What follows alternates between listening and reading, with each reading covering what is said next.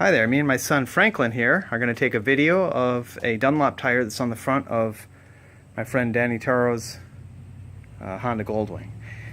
This tire was put on not long ago, not too many miles on it. Right away, when it was new, the bike bounced up and down. The front end is kind of the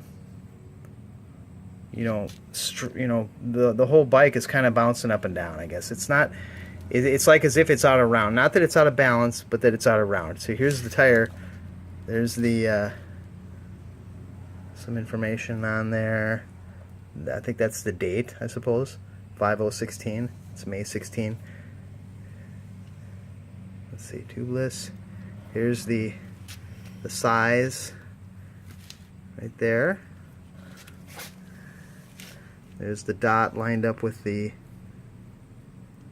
air inlet. I'm not sure if that's correct to have it lined up with it. Maybe it's supposed to be on the other side and it's out of phase by 180 degrees. I'm not sure on this tire.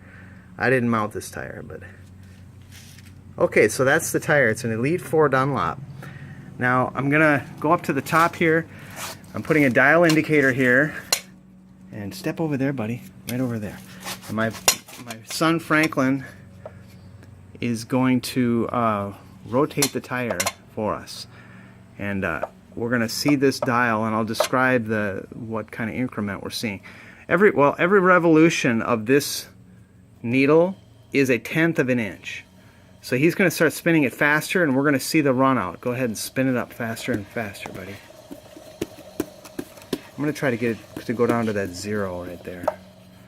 Okay, go ahead and spin it up. Yeah, it's going down to the 0. Perfect. Spin it fast. See how it rises up, and then it drops off very abruptly back down again. Spin it a little faster. Can you go a little faster? Good, good. Very good, Franklin. Okay, so that's the total run out you're seeing during the video. It's a little more than 1/2 of a revolution on the dial, which means, one revolution being 1/10 of an inch, a little more than half a revolution would be 1/2 a tenth. So the thing that I was concerned about is how abruptly it dropped off. It rises and then abruptly drops off. So let's just look at it, just by eyeballing it here. I mean, lots of tires do this where they're not perfectly round. Tires are never perfectly round. But this one, you can't really... There we go. This is a pretty good video right here. This one has a very abrupt drop-off in one spot.